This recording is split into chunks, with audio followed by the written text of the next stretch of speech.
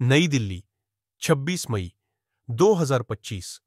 Fortis Escorts, Okhla के डॉक्टरों ने एक दुर्लभ मेडिकल मामले में सफलता हासिल करते हुए भारत में पहली बार जीवन रक्षक दोहरी सर्जरी को अंजाम दिया, जिसमें heart bypass surgery, coronary artery bypass grafting और ब्रेस्ट कैंसर सर्जरी, रेडिकल मेस्टेक्टोमी को ही एक ही सेशन में किया गया।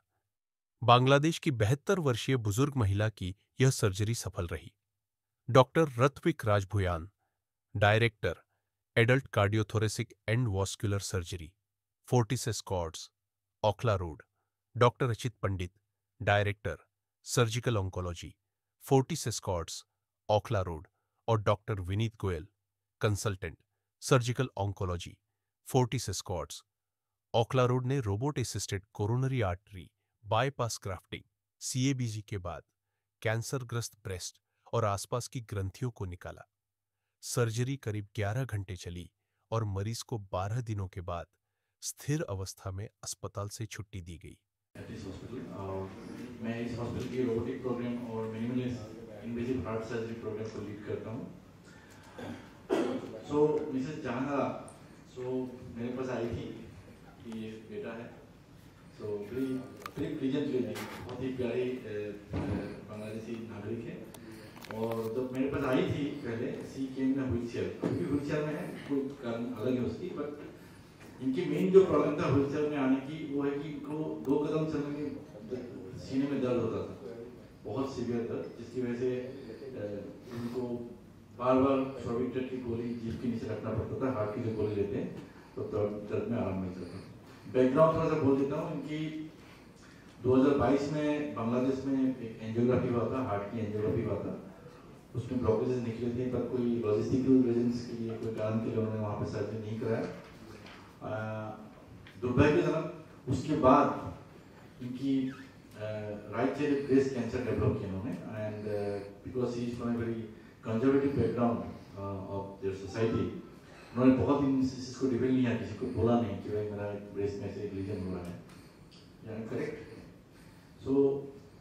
इसके चलते चलते धीरे धीरे वो कैंसर फैलता रहा और इतना ज़्यादा फैल गया था कि वो ऊपर से फट गया, एंड दैट कैन कॉज अर्जित ज़्यादा अच्छे से बोलेंगे आपको बाद में। It has become very bad stage cancer. तो हो सकता है बहुत पहले इलाज होना चाहिए था और हो नहीं पाया। तो नाउ ये प्रॉब्लम, मेरे सामने 2 इश्यूज थे। एक हार्ट की मेन आर्टरी में 99% ब्लॉकेज था, एक आर्टरी में 100% ब्लॉकेज था और तीसरी आर्टरी में 90% ब्लॉकेज था, प्लस इनके ब्रेस्ट कैंसर था जो लास्ट स्टेज में ऑलमोस्ट, और जिससे पास निकल रहा था उसके अंदर ऑलमोस्ट फंगस ग्रो कर चला। तो it is very unique problem. और अब इसमें हम हार्ट की स्टेंट नहीं डाल सकते, बिकॉज स्टेंट डालने के बाद कैंसर सर्जरी हो नहीं सकते, बिकॉज स्टेंट डालने के हमें खून पतला करने की दवाई देना पड़ता है। तो the only option we have is a bypass surgery, और साथ में कैंसर सर्जरी या तो सेम सिटी में करे या बाद में करे। That was our challenge.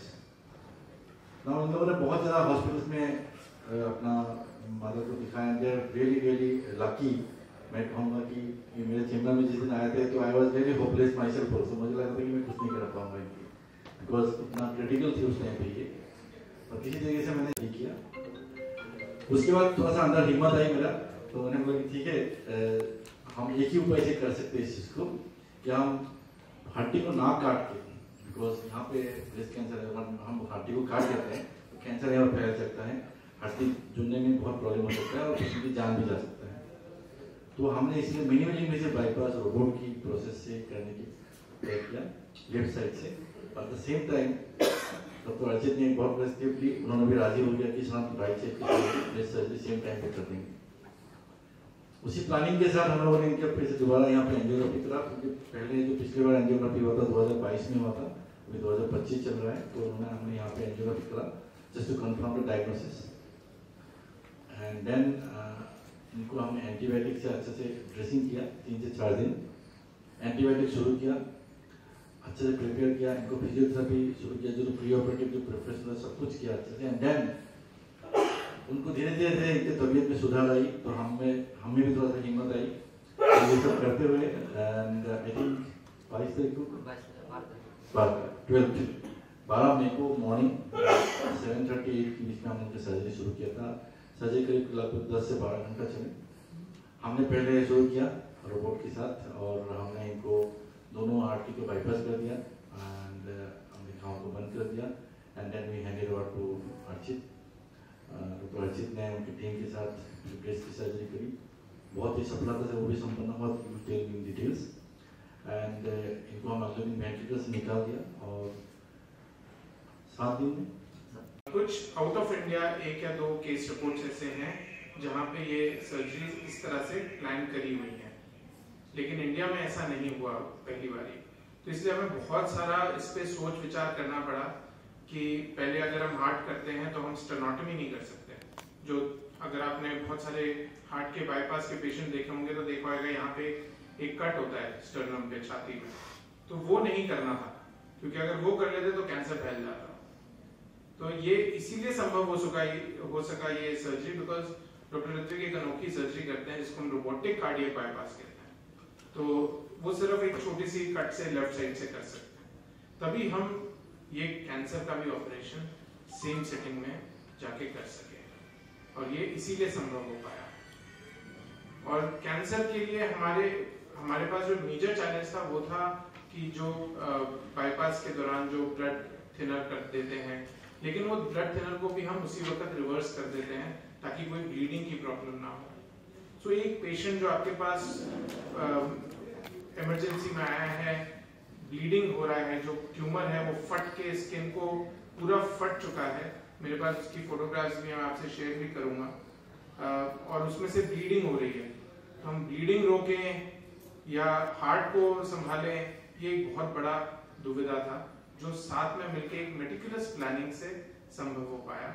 और मैं इसका श्रेय हमारी मैनेजमेंट को भी दूंगा क्योंकि सिर्फ ICU, OT staff, technician, proper planning, एक क्रेडिबल डॉक्टर्स का इनपुट, वो एक multi disciplinary multi modal approach से ही संभव हो पाएगा। Thank you. सर ने बताया कि पेशेंट को so I am Dr. Vineet Goyal. I am a consultant in the Department of Surgical Oncology. हम लोग doctor Archit and me are part of same team और हमने ही कैंसर पोर्शन को ऑपरेट किया था आफ्टर डॉक्टर ऋत्विक्स पार्ट। जैसे सर ने बताया कि नेक्स्ट डे हमने पेशेंट को वेंटिलेटर से हटा दिया था। मोस्ट इम्पॉर्टेंट चीज इसमें after robotic surgery and breast surgery is कि हम पेशेंट को अर्ली एम्बुलेशन दे पाए।